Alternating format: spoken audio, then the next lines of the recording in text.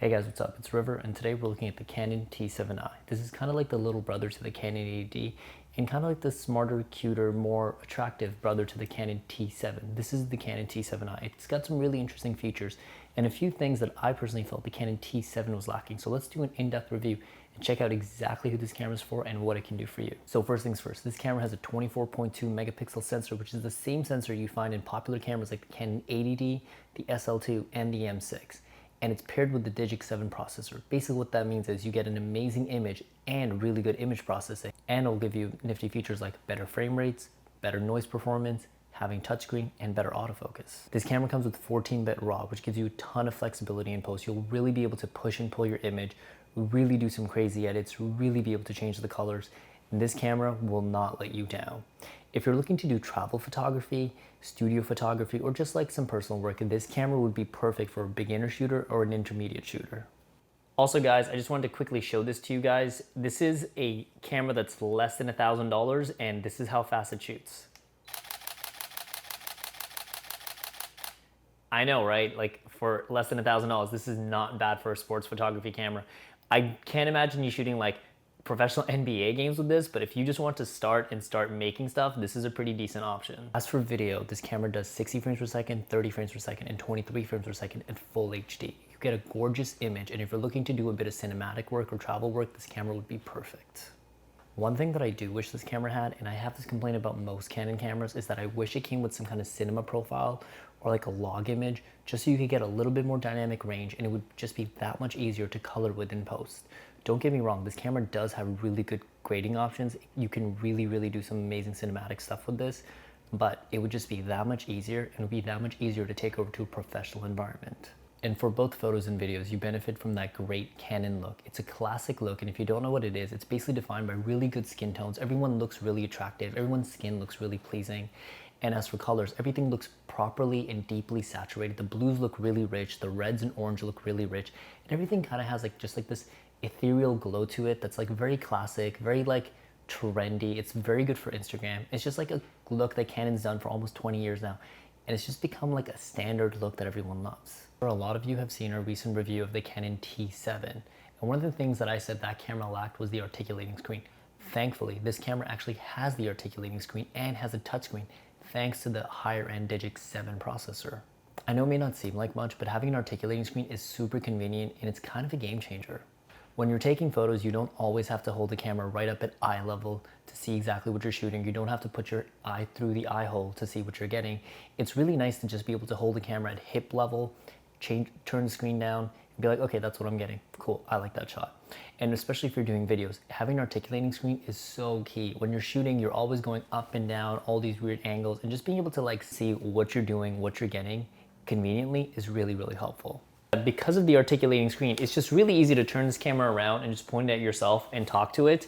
And because it's so light and like mirrorless feeling, it's actually a really good vlogging camera. Now, in the past, I know you guys have said, is this just a vlogging camera? Does this not do good photos and videos? I'm not saying it doesn't do good photos and videos, but you could do other things with it. But if you did want to vlog, solid option. And why do I need an articulating screen with the touchscreen, you might ask? Because that's just how cameras should be now. I don't think I'm being bougie when I say, hey, we use smartphones every day. We're used to using touchscreens. My camera should have a touchscreen. I've recently been reviewing a lot of Canon cameras, and I can safely say it is more fun, easier, and more convenient to change the settings on my camera now with the touchscreen instead of the buttons. I almost never use the buttons. Like, they're there if I need them in a pinch, but generally I find myself just going to the touchscreen time and time again.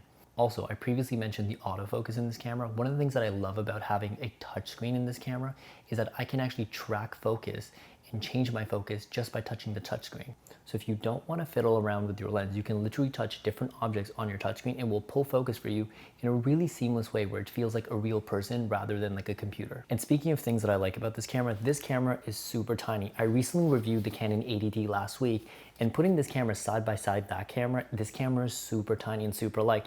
And it made me realize something. This is a DSLR. It has the DSLR form factor, but it's not much heavier than an A7S or like a mirrorless camera. And I realized it's like a DSLR that has the weight and like the compactness of a mirrorless.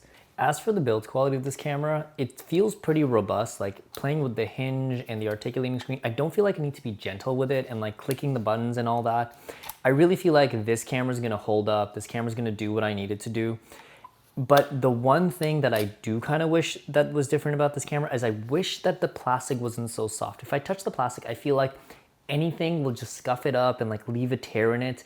And that's not so bad if you're not too worried about like how camera will cosmetically look, because after all, it's a camera. It's not about how it looks, it's about how it makes other things look. Get it? But I just wish that it wasn't such soft plastic, and then maybe it like had a harder feel to it, like the Canon 80D or the 1DX Mark II. But other than that, I really feel like it's a solid build, solid camera. The buttons feel a little mushy, and I wish they would just have like a bit more of a click to them, a bit more of like a travel to them. But as I said previously, I really like using the touchscreen now, so I'm not too worried about the buttons. If you're someone that likes using buttons, I do wish that they were like a bit bigger, but I think the reason that they're not bigger is because the camera itself is really small and they want to keep everything small. It is also missing a scroll wheel, so if you're a big scroll wheel person, sorry, no scroll wheel, but again, at the same time, I highly recommend that if you're getting into a camera like this, you really should be like trying to learn to use the camera through the touchscreen and not so much relying on the buttons anymore. I'm actually curious, what do you guys prefer? Do you guys like touchscreens or do you guys like buttons? I'm old school and I started with buttons. I used to shoot on 35mm film when I was 17 years old, 28 now. But I actually really like the touchscreen, and I actually don't want to go back to buttons. But having a camera that is light as a mirrorless but still has a DSLR feel just makes me want to toss in my backpack and go shoot and film things, which is exactly what you want your camera to be. You want something that's easy to use, that's fun to use, because you'll shoot more and you'll be more successful. And now last but not least, this is the thing that I was most excited to test on this camera, is the ISO and noise performance. And I find that this camera is really usable at 6400. That's pretty standard with what I've seen in the other Canon cameras. And I don't know why I was expecting this to be a little bit better, but 6400 ISO is kind of its upper limit. You can go up to 12,800 ISO, but it's pretty ugly and pretty unusable. Unless you're gonna be doing like post-process noise reduction, I really wouldn't use it. Most Canon cameras, it's not amazing in low light, but it's not terrible either. If you're really looking for something that does low light, you have to get an A7S. The Canon cameras are just simply not that great in low light. So at the end of the day, you must be asking yourself, who's this camera really for, and is this camera right for me? If you're a beginner and an intermediate and you can't quite afford the Canon 80D, this is a fantastic replacement. The only real difference that I found between the Canon 80D and this camera, the Canon 80D has a bigger body, has a more solid feel to it, has an LCD screen at the top to see what your settings are, has bigger buttons and a scroll wheel, but other than that, like in terms of the image, what you actually get out of your camera to your computer or to your Instagram at the end of the day is pretty much the same. So if you can't quite afford the bells and whistles of the 80D, this is a fantastic camera. And that goes for videos, photos, or vlogs. This is a really good camera. If you can afford a little bit more than the Canon T7, which is very bare bones, get this camera. If you can't quite afford the Canon 80D, get this camera. This is a really good all-around camera for someone that wants an APS-C sensor. If you're looking to do full frame work, obviously you'd be looking into something like the A7 series or the Canon 5D Mark IV. But if you're okay with an APS-C sensor and you want to do photo, video, vlogging, whatever you want to do with the camera, this is a really good camera for intermediates and beginners. And if you're looking to get into more advanced stuff where you're doing like high-speed photography or like sports stuff or wildlife, then you probably have to look into something like the Canon 1DX Mark II, which is like a beast of a camera, but that's an $8,000 camera. And this is a camera that's under $1,000, depending on what region you buy it in. For under $1,000, this camera is an absolute steal. And it is really good in terms of features, the image you get out of it, and it's really suitable for anybody that wants to just pick up and start creating. Hey guys, thanks again for watching. There's a link in the description below if you want to learn anything more about this camera. Also, feel free to leave a comment or question down below. I genuinely love interacting with every single one of you, and it's been a pleasure to answer your questions over the past few Canon videos. So if you have any questions at all, feel free to hit me up. And of course, don't forget to leave a like and subscribe for future content. Until next time, guys.